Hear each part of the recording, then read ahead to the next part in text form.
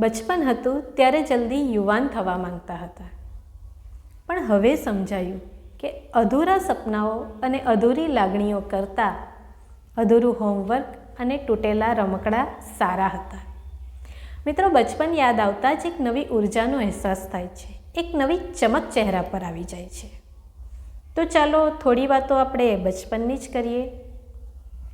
બચપન એટલે કાચી માટી, જેવો આકાર આપવો હોય તેવો અપાય. જેમ એક બિલ્ડિંગની મજબૂતાઈનો આધાર એના ફાઉન્ડેશન પર હોય છે, તેમ આપણી હાલની પરિસ્થિતિ, આપણા હાલના વર્તનનો આધાર આપણું બચપન હોઈ શકે છે. બચપનમાં આપણામાં અમુક વૃત્તિઓ જન્મજાત હોય છે, એ કુદરતી હોય છે.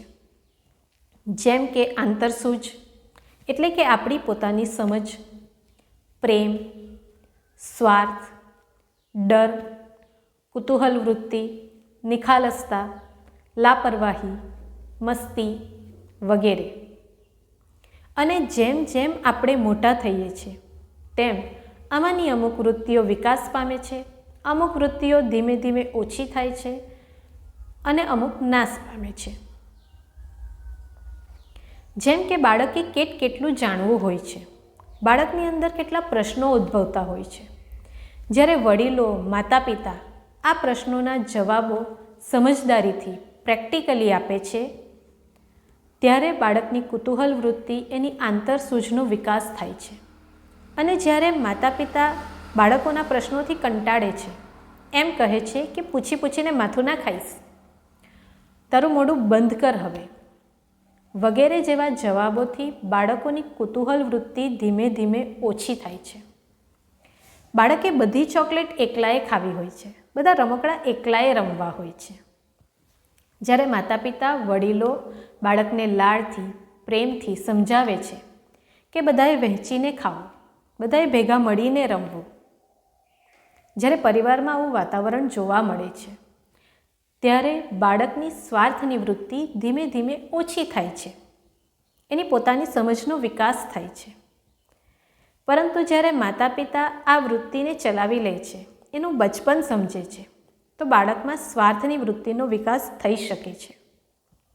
બાળકને હાથ મોં ધોવા વગર ખાવું અનુકૂળ લાગતું હોય છે, ગમે ત્યાં હાથ નૂછવા અનુકૂળ લાગતા હોય છે.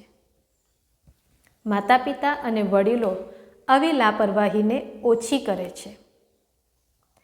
અને જો માતા પિતા અને વડીલો આ લાપરવાહીને ચલાવી લે તો બાળકમાં લાપરવાહીનો વિકાસ થાય છે. બાળકની નિખાલસતા અનોખી હોય છે. આ નિખાલસતા ઓછી કરવામાં પણ આપણી આજુબાજુના વાતાવરણનો મહત્વનો ફાળો હોય છે.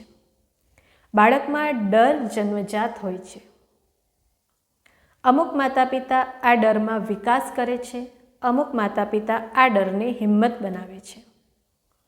તમે આજે પણ મોટા લોકોમાં કોકરોચ, છીપકલી, અંધારાનો ડર જોઈ શકો છો. તું હજી નાનો છે, તને કંઈ ખબર ના પડે, બહુ ડબડબ ના કરીશ, મોટાની વાતોમાં દખલગીરી ના કરવી, યુ આર ઇમ્પોસિબલ, તું રહેવા દે હવે, તારા વસની વાત નથી, વગેરે જેવા વાક્યોના વારંવાર પ્રયોગથી, બાળકની તુલના બીજા બાળકો સાથે કરવાથી, એના વિચારોને મહત્ત્વ ન આપવાથી, એના પર અપેક્ષાનો ભાર આપવાથી બાળકનો આત્મવિશ્વાસ ઓછો થાય છે, બાળકની અંદર ડરનો પ્રવેશ થાય છે.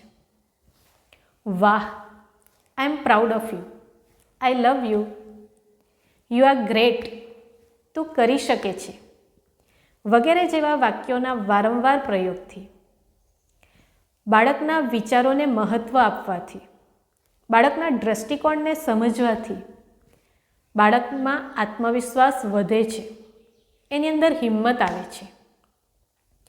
મિત્રો, આ ઉદાહરણને સમજ્યા પછી એક અગત્યનું કામ છે કે તમે એકાંતમાં બેસજો, પોતાના બચપનને યાદ કરજો અને પોતાના હાલના વર્તનનું એનાલિસિસ કરજો. તમારી સમસ્યાના સવાલોના જવાબો તમને આ ક્રિયાથી મળી શકે છે. તમે બીજાના વર્તનને પણ સમજી શકશો. અને જો તમે કોઈ બાળકના જીવનનું ઘડતર કરી રહ્યા હશો તો તમે સાવધાન પણ જરૂર થઈ જશો. મિત્રો, તમારો સુઝાવ મારા માટે અમૂલ્ય છે, તો તમારો સુઝાવ અને તમને કોઈ પ્રશ્ન હોય તો તમારો પ્રશ્ન કમેન્ટ સેક્શનમાં જરૂર લખજો. ચેનલને લાઈક કરો, સબસ્ક્રાઈબ કરો. તમારું વિડીયો શેર કરવાનું કોન્ટ્રીબ્યુશન કોઈના જીવનને નવી દિશા આપી શકે છે, તો વિડીયોને શેર જરૂર કરજો. નમસ્કાર.